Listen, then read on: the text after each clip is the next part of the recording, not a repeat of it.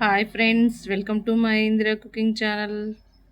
నేను ఈరోజు ఎక్కువ కాలంగా నిలవ ఉండేటువంటి అల్లం వెల్లుల్లి పేస్ట్ని ప్రిపేర్ చేస్తున్నానండి. అయితే ముందుగా అల్లం తీసుకుంటున్నానండి. దీన్ని శుభ్రంగా కడిగేసేసి పొట్టు తీసి పెట్టుకోవాలండి. ఇలా పొట్టు తీసి పెట్టేసుకోవాలండి. పొట్టు తీసి పెట్టేసుకొని ముక్కలుగా కట్ చేసుకోవాలండి. మనం అల్లం తీసుకునే ముందు ఏముందిలో అల్లం వెల్లుల్లి పేస్టేనా అనుకుంటాము.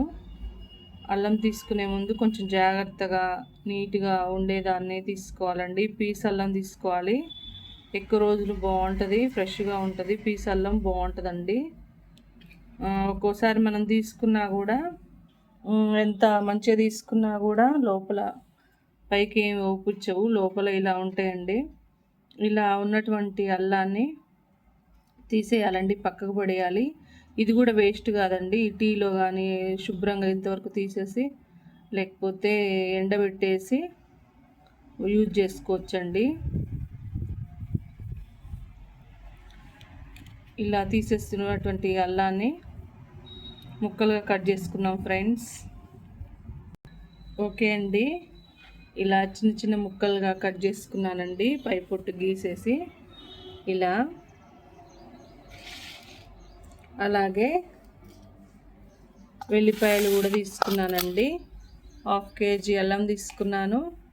అలాగే వెల్లిపాయలు కూడా, అంటే మరీ గరిపాయలు తీయనవసరం లేదండి, మీ ఇష్టం ఉంటే తీసుకోవచ్చు. నేను కొన్ని తీసాను, కొన్ని తీయలేదు. ఎందుకంటే ఈ పొట్టుతోనే రుబ్బడం వలన మన హెయిర్కి చాలా మంచిదండి.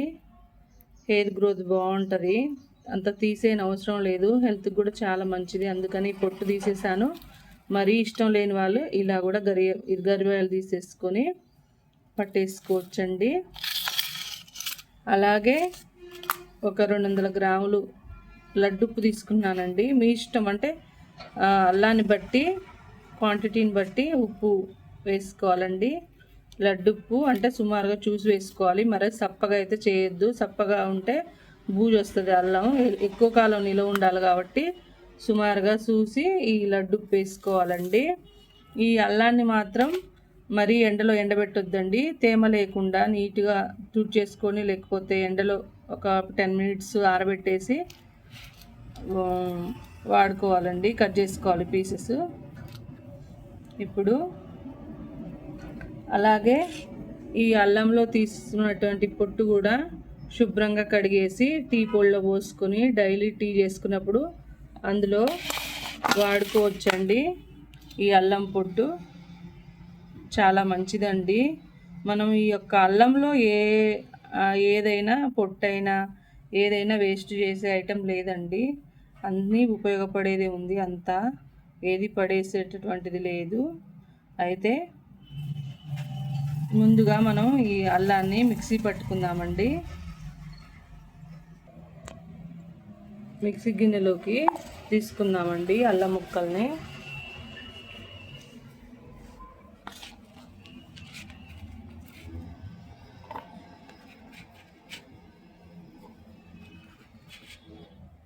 మిక్సీ గిన్నెలోకి తీసుకొని కొంచెం లైట్గా సాల్ట్ వేయాలండి. లాస్ట్కి చూసి వేసుకోవాలి సాల్ట్. ప్రస్తుతానికైతే కొంచెం వేసుకోవాలి. మిక్సీ పట్టుకుందాం ఇప్పుడు. మూత పెట్టేసి. ఓకే అండి, ఇలా మిక్సీ పట్టేశాను. అంటే కొంచెం కొంచెం పట్టుకోవాలండి, చాలా ఉంది కదా. మొత్తం పట్టేశాక మళ్ళీ చూపిస్తాను. ఇలా మిక్సీ పట్టుకోవాలి. ఓకే అండి, ఈసారి వెల్లుల్లి రెబ్బలు కూడా వేసానండి. ఇవన్నీ మిక్సీ పట్టుకోవాలి.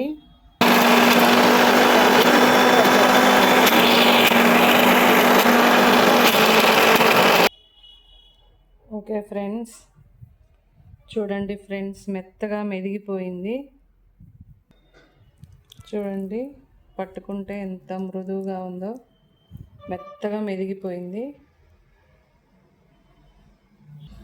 ఓకే అండి, అల్లం వెల్లుల్లి పేస్టు మొత్తం రెడీ అయిపోయిందండి. ఇప్పుడు మనము ఇందులో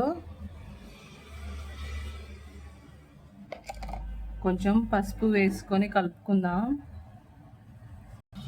నేనైతే ఒక చెంచాడు పసుపు వేస్తున్నానండి. వేసుకొని కలుపుకోవాలి. అలాగే ఎక్కువ కాలం నిలవ ఉండాలంటే, మెదమెదలాడాలంటే, ఎప్పుడు ఫ్రెష్గా ఉండాలంటే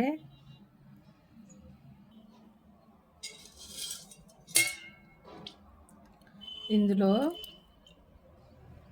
ఇదే స్పెషల్ అండి. ఆయిల్ పోసుకోవాలండి. ఒక చిన్న గిన్నెడు అంటే సుమారుగా చూసి పోసుకోవాలండి. మనం అల్లం వెల్లుల్లి పేస్ట్ క్వాంటిటీని బట్టి ఆయిల్ పోసుకుంటే ఎక్కువ రోజులు నిలవ ఉంటుందండి, మెదమెదలాడుతుంది.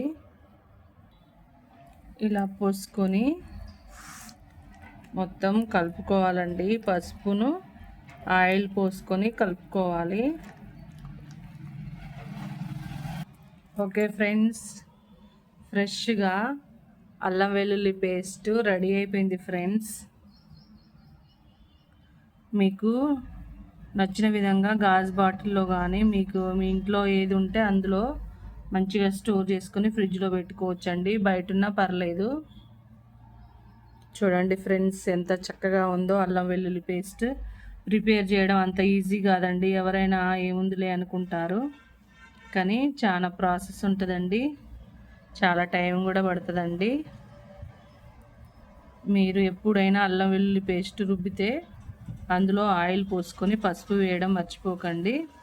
అంటే పసుపు కొన్ని ఇట్లలో వేయేది కాదు కాబట్టి అది మీ చాయిస్. పసుపు అయితే ఆయిల్ అయితే పోసుకోండి. చాలా రోజులు ఫ్రెష్గా నిగనిగలాడుతూ టేస్టీగా ఉంటుందండి. ఓకే ఫ్రెండ్స్, నా వీడియో కనుక నచ్చినట్టయితే లైక్ చేయండి, షేర్ చేయండి, సబ్స్క్రైబ్ చేయండి ప్లీజ్ ఫ్రెండ్స్. Bye friends.